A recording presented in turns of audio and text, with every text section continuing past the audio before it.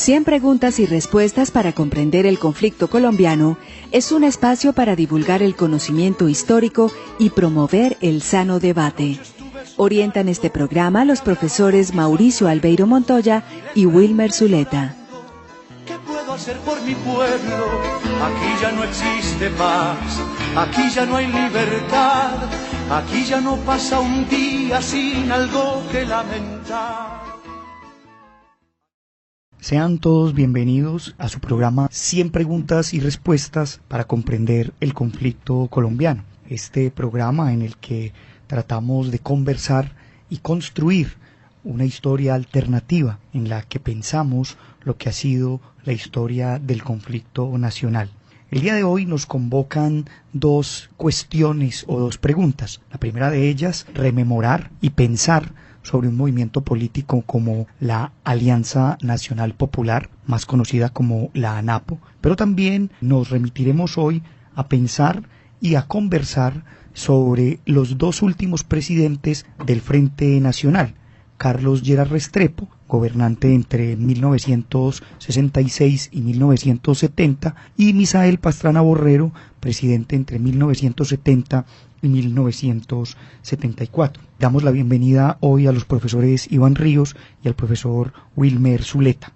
Comencemos entonces hablando de ese movimiento que mencionábamos al principio, denominado Alianza Nacional Popular, más conocido como la ANAPO, y que podemos decir en principio que, al igual que otro movimiento que ya habíamos mencionado en este programa, que era el MRL o el Movimiento de Renovación Liberal, también conocido posteriormente como Movimiento Revolucionario Liberal, liderado por Alfonso López Miquelsen, estos dos movimientos sirvieron como un referente de oposición a ese Frente Nacional. Sin embargo, posteriormente recibirían muchas críticas porque muchos de ellos volverían a las instancias institucionales, pero aún así, durante este periodo de tiempo del Frente Nacional, podemos decir, fueron la oposición. Y curiosamente, este movimiento Alianza Nacional Popular tiene sus fundamentos en el general Gustavo Rojas Pinilla, que, como también lo habíamos visto aquí en otro programa,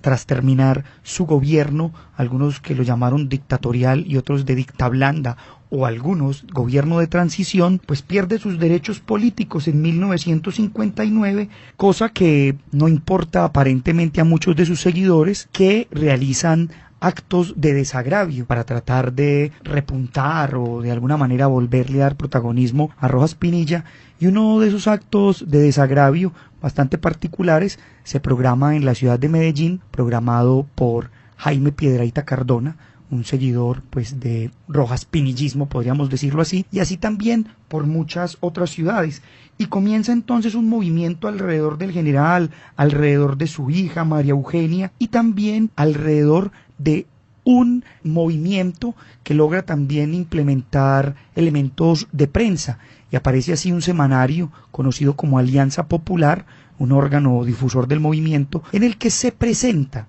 podríamos decir, el programa ideológico de la ANAPO. Ese programa estaba basado en 10 puntos, y por mencionar aquí algunos de esos puntos, se hablaba de cosas como democratizar la banca, la participación de los obreros en las ganancias empresariales, el acceso gratuito a la salud y a la educación, una reforma agraria integral, cosa bastante particular, porque si ustedes se dan cuenta, en esos momentos estamos hablando de un periodo en el que también el MRL ha venido hablando de esos temas, pero a nivel internacional está específicamente posicionándose el asunto de la Revolución Cubana. Entonces muchos de estos movimientos empiezan a tener como esa tendencia, podría llamarse para algunos de izquierda, como una forma de decir que su programa ideológico tenía más tendencias populares, mientras que el programa ideológico del Frente Nacional podría decirse que era un programa más de tendencia hacia la burguesía o hacia la oligarquía del país. Con la bienvenida al profesor Iván, también queremos aquí hablar un poco de ese papel que políticamente fue cumpliendo la ANAPO a lo largo de su desarrollo como movimiento. Básicamente, la Alianza Nacional Popular como movimiento político se convirtió en la tentativa más importante en el país posterior al auge del gaitanismo por incursionar en la dinámica política y en el juego del bipartidismo y convertirse en una propuesta con franca contradicción a lo establecido por los partidos. Y gracias a la gira, en medio de esa iniciativa del desagravio a Rojas Pinilla, se hace una gira para aglutinar masas y captar las disidencias al bipartidismo, y se convierte en una propuesta política porque consagra dos principios: que quienes conforman esos partidos hacen parte de la élite y la oligarquía que van en contra de las masas populares colombianas. Eso es bastante particular también, porque en esa discusión que empieza a enfrentar a quienes apoyan la ANAPO, específicamente a Rojas Pinilla, y a quienes no la apoyan, pues aparece como esa discusión en torno a que Rojas Pinilla fue un dictador, pero los seguidores de Rojas Pinilla responden diciendo: no, fue un pacificador. Fue el que hizo proyectos como sendas para los logros sociales, además permitió la desmovilización de grupos armados, y de hecho hablan también como uno de los beneficios, pues la vinculación del voto femenino. Y es así entonces como empiezan a participar electoralmente y empiezan a ganar curules en el Congreso de la República como movimiento, pero también empiezan a participar en los comicios presidenciales. Es bastante particular eso, porque en el año de 1962 Rojas Pinilla se presenta como candidato presidencial, alcanzando una cantidad de 54.562 votos, los cuales fueron declarados nulos por las autoridades electorales, teniendo en cuenta que existía una sentencia que impedía a Rojas Pinilla participar en la política. Eso fue bastante particular, pero digamos, esa situación adversa es posiblemente un primer paso que hace que Rojas Pinilla después logre recuperar muchos de sus derechos políticos, sea absuelto por la Corte Suprema de Justicia y recupere la posibilidad de volver a participar electoralmente, situación que logra esto, que Rojas Pinilla pues alcance llegar a ser congresista en 1968. ¿Qué otros elementos podemos mencionar de estas participaciones políticas que ya se vienen gestando durante estos años? Todas estas incursiones en materia electoral a él lo catapultan muchas cosas, digamos, alrededor de del discurso de los desagravios. Tratan sus seguidores de impulsar la mitificación del héroe sobre unos hechos ciertos. Entonces, digamos, podemos mencionar aquí la creación del SENA, con la participación de los empresarios real y el compromiso con su masa trabajadora, ¿no? Los mercados, la ropa, todo esto alrededor del bienestar con el SENDA, ¿no? Con el Servicio Nacional de Asistencia Social, que más tarde se va a convertir en el Instituto Colombiano de Bienestar Familiar en el gobierno de Llera, ¿cierto? Todo esto además se convierte en un aglutinador de respaldo que va a llevar, digamos, a Rojas como congresista en 1968 y como candidato presidencial en 1970, ¿cierto? Y ya con posteriores participaciones del movimiento que nos vamos a encontrar con María Eugenia Rojas y posteriormente su hijo, digamos, el partícipe de la alianza con el M19 en 1991-1996 y candidato posteriormente al Congreso. Bueno, con todos estos acontecimientos, pues vale decir que el anapismo gana un protagonismo nacional, pero a la par también empieza a consolidar unas contradicciones internas, lo que algunos han denominado pues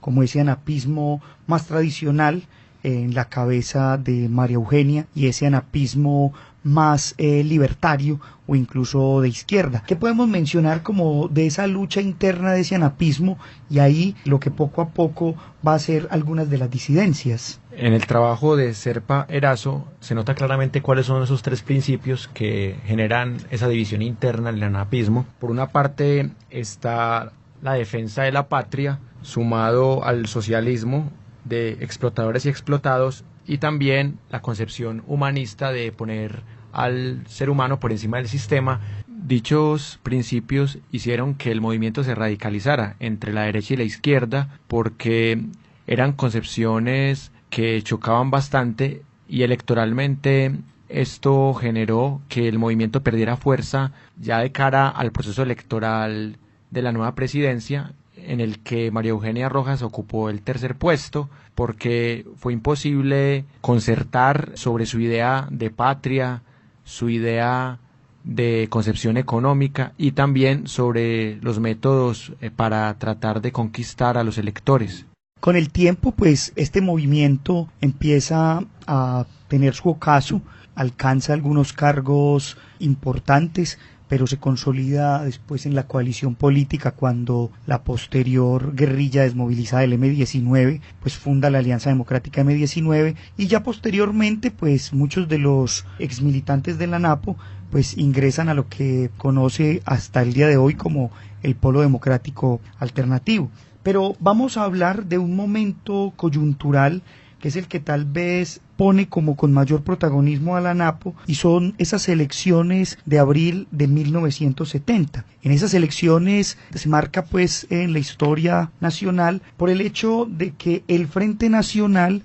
pues tiene como candidato nada más y nada menos que a Misael Pastrana Borrero, padre del hoy también expresidente Andrés Pastrana, y tiene como contrincante al general o al exgeneral Rojas Pinilla, que de alguna manera pues es la figura más popular en ese momento. Yo no podría decir aquí, o me atrevería yo a decir, que es como algo bastante interesante y curioso en la historia política del país, porque es como pensar que en el 53 Rojas llega como un ídolo, en el 57 sale como un paria, y ahora vuelve en el 70, después de todo un proceso político con la ANAPO, pues a ser casi una figura mesiánica, y se ve como el furor de las masas apoyando a Rojas y al anapismo, y esto pues se ve manifestado en las urnas, y allí se genera pues lo que para muchos sigue siendo algo bastante controversial, que fue cómo después del proceso electoral, y que en las urnas o a boca de urna y en los medios de comunicación se hablaba de una victoria evidente de Rojas Pinilla, pues de un momento a otro pues las cosas cambiaron. ¿Y qué pasa?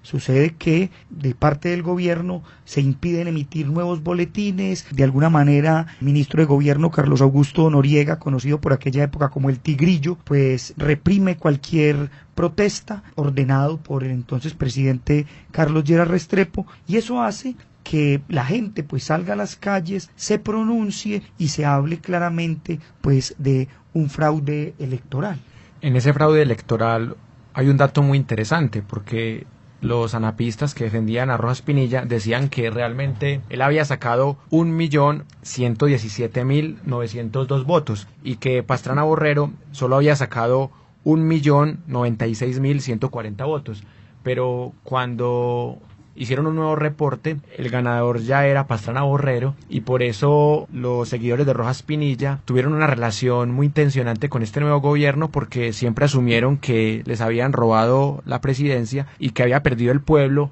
y que había ganado la oligarquía, precisamente porque veían a Rojas Pinilla como un líder popular que representaba la izquierda, lo que quedaba de la ANAPO. Y es curioso decir ahí también que muchos años después, ese ministro Carlos Augusto Noriega, como decíamos ahorita conocido como el Tigrillo, en un libro que él mismo escribe, pues declara que en realidad en aquella ocasión hubo un fraude electoral que se hizo con el fin de mantener en el poder pues al candidato del Frente Nacional. Vale decir acá que años después el anapismo empieza a perder protagonismo, Rojas Pinilla muere, y tras su muerte pues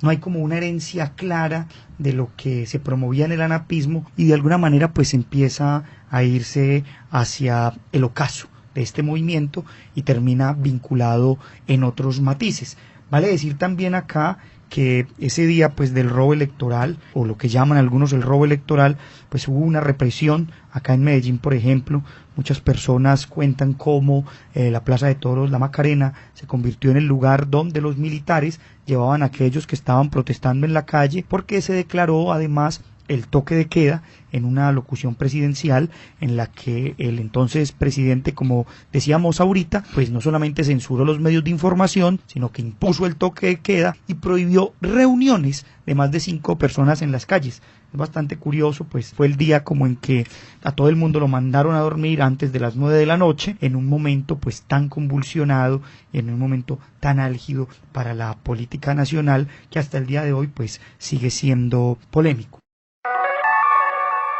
Usted está escuchando 100 preguntas y respuestas para comprender el conflicto colombiano. Aquel domingo 19 de abril de 1970 se realizaban las elecciones presidenciales de Colombia. Los candidatos eran Misael Pastrana Borrero. Representaba lo que Gaitán llamó la oligarquía conservadora, y el candidato Gustavo Rojas Pinilla, de la ANAPO, que gozaba de un buen respaldo popular. Tras una amplia participación de las masas, el general Rojas Pinilla ganó las elecciones, según datos de la registraduría, a las 10 de la noche. Pero el fraude comenzó a cocinarse cuando el presidente Carlos Lleras, a través de su ministro de Gobierno Carlos Augusto Noriega,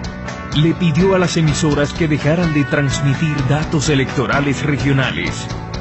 Y las emisoras, en reemplazo de datos de los comicios, programaron música.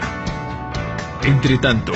el pueblo comenzaba a festejar el triunfo de la ANAPO sobre el candidato del Frente Nacional, Misael Pastrana Borrero. Al día siguiente, sorpresivamente, la registraduría daba como triunfador al candidato conservador. En ese marco y en ese orden de ideas, pues entramos aquí un poco a hablar de esos dos últimos periodos presidenciales del Frente Nacional. Esas dos últimas figuras en las que encontramos en primera instancia a el presidente Carlos Lleras Restrepo, ya enfrentado pues en su periodo presidencial a asuntos como el de las elecciones, pero también con un proceso bastante interesante en el desarrollo de su vida política, sobre todo porque, siendo un presidente del Frente Nacional, pero sin olvidar su vena liberal, pues empieza a luchar por el tema de la situación de la reforma agraria. En ese asunto pues es muy importante mencionar que Carlos Lleras Restrepo pues promueve una serie de leyes que tratan de resucitar algunas de estas ideas de López Pumarejo, algunas ideas también de Lleras Camargo, sobre todo para tratar de beneficiar al campesinado, y también pues permite que ese campesinado pues acceda a la tierra. Exactamente, Mauricio. Hay que destacar aquí varias leyes y decretos que sacó el presidente Carlos Lleras Restrepo. Primero, vale hablar, por ejemplo, de la Ley Primera de 1968, que surgió como una forma de reevaluar la Ley 135. Esta ley parte del Censo Agropecuario de 1960, que era el registro oficial más reciente para conocer la situación de las tierras en Colombia, porque se daba una estadística de 22,6 hectáreas por finca, pero sin tener en cuenta la repartición de la tierra, y solamente el INCORA pudo recuperar un 20,5 de las tierras, pero haciendo un análisis de la posesión de tierra por persona se dieron cuenta que la mayoría de las élites tenía un promedio de 420,5 hectáreas por finca, y por eso se hacía necesaria esta reforma. Y precisamente Lleras Restrepo hizo una reforma constitucional en el 68, en el que, entre otras cosas, también se dio un estatuto cambiario, unos acuerdos de integración económica y comercial, lo mismo que el decreto 939 de 1966, que buscaba limitar los alcances de la lucha sindical, y en este aspecto sí no se parecía tanto a Alfonso López Pumarejo. Y finalmente vale decir que esta serie de reformas fueron bastante antipopulares, porque según los que estaban en contra del gobierno, Lleras Restrepo realmente no estaba modificando su forma de gobernar, y se sumaba ya lo que mencionaba Mauricio, el toque de queda a partir de las 8 de la noche, de no más de 5 personas en las calles, de censura a las emisoras. Entonces el régimen de Lleras Restrepo se estaba volviendo bastante antipopular y el Frente Nacional se desgastaba cada vez más. Bueno, pero vale decir acá que asuntos que llevaron pues a estos temas de la reforma agraria mostraron que, a pesar de las buenas intenciones, pues el INCORA tuvo una actividad limitada, y los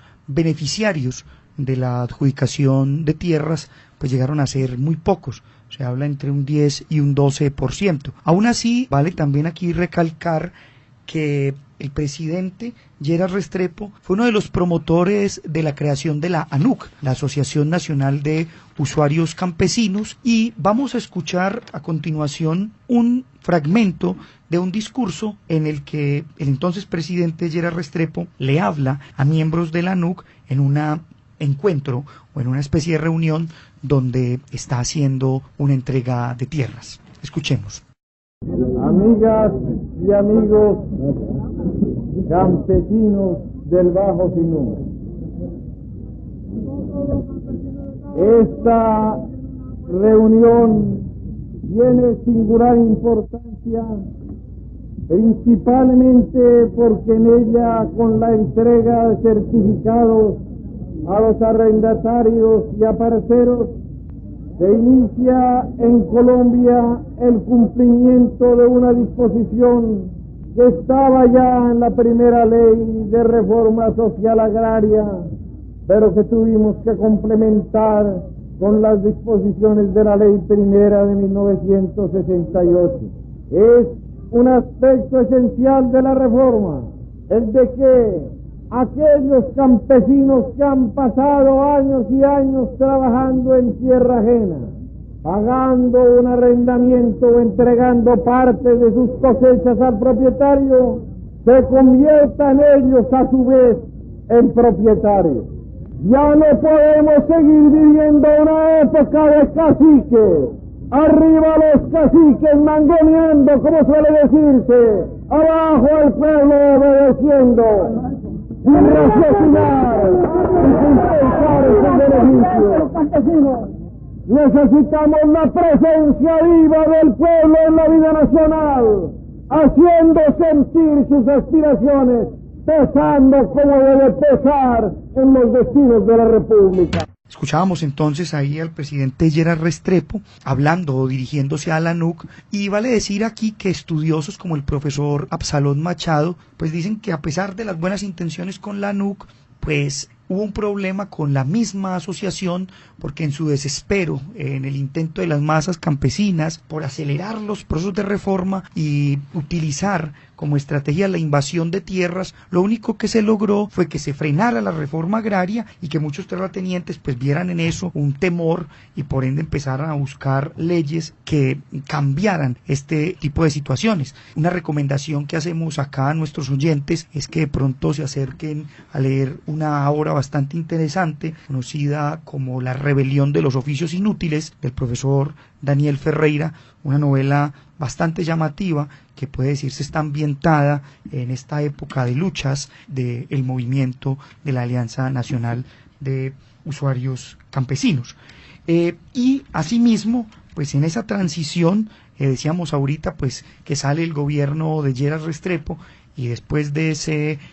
colapso del que hablábamos del posible fraude electoral, pues llega el gobierno de Misael Pastrana Borrero. Y si el gobierno de Lleras era un gobierno que para algunos era reformista, ¿qué podemos decir del gobierno de Misael Pastrana Borrero? Porque aparentemente pues era lo contrario, hacía una referencia, era una contrarreforma de los avances que se venían gestando en el gobierno de Gerard Restrepo. Básicamente retomemos esa parte de por qué o cuál es la razón que motiva a realizar la maniobra de que Rojas Pinilla apareciera como perdedor o como un derrotado en franca lid en las elecciones, ¿cierto? Y es que el triunfo de Pastrana Borrero representaba la garantía para el mantenimiento del pacto bipartidista, ¿cierto? Y esto, digamos, se compaginaba muchísimo con eso que mencionaba Mauricio ahorita de entre el desespero de las masas populares y el miedo de las élites, ¿cierto? Y algo allí más o menos se describe en cómo se termina atomizando la NAPO, porque después de esto, las facciones más populares y los líderes regionales más connotados de la NAPO señalan que la dirección nacional del partido fue muy blandengue al reaccionar. Y entonces, claro, todos estos terminan no solo en las expresiones de izquierda existentes en el momento, sino también en expresiones armadas.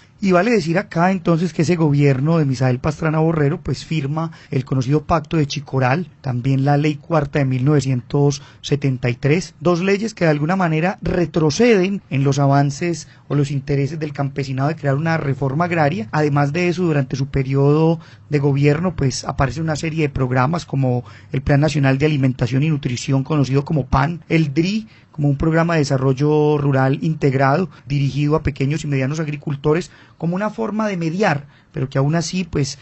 sigue sin alcanzar los legítimos intereses que en aquel momento pues reclamaban los campesinos en una reforma agraria. Y vale decir, como para darle un cierre a ese gobierno de transición, como lo decía muy bien Wilmer, pues es el ocaso del Frente Nacional, pues es una época de estos dos gobiernos de bastantes protestas sociales, pero también vale decir que es una época en la que se le puede decir que el gobierno se apunta victorias importantes contra los movimientos alzados en armas, como aquella victoria de la Operación Anorí en 1973 contra el ELN, donde casi que se diezma las fuerzas militares de esta guerrilla, que de alguna manera pues en Anorí trata de hacer un experimento de posicionarse, pero que no lo logra, y el gobierno pues allí se apunta un buen resultado. Y no podemos despedir el programa sin escuchar un fragmento también de la voz del entonces presidente Misael Pastrana Borrero, en el que de alguna manera despide el Frente Nacional y habla de cómo será la política colombiana después de esa transición. Escuchemos. El año antepasado hicimos una reforma constitucional que me correspondió defenderla ante el Congreso y que fue aprobada por las 2/3 partes de ambas cámaras, aún por la oposición actual,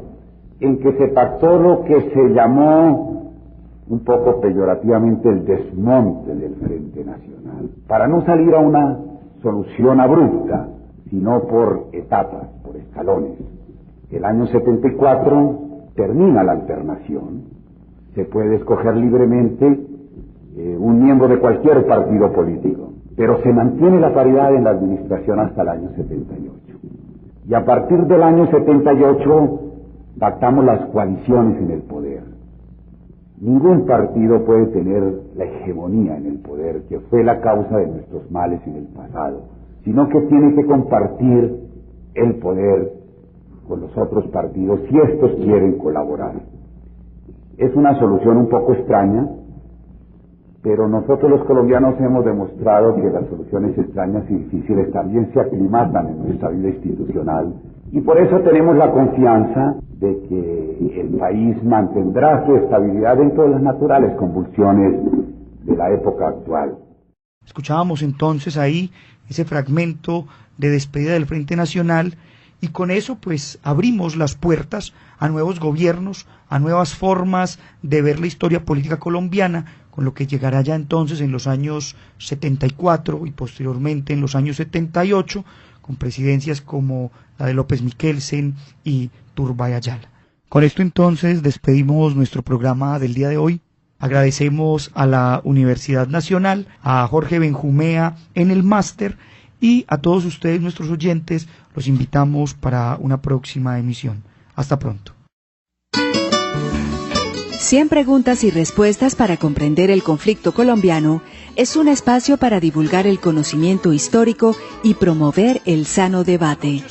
Orientan este programa los profesores Mauricio Albeiro Montoya y Wilmer Zuleta. ¿Qué puedo hacer por mi pueblo? Aquí ya no existe paz, aquí ya no hay libertad, aquí ya no pasa un día sin algo que lamentar.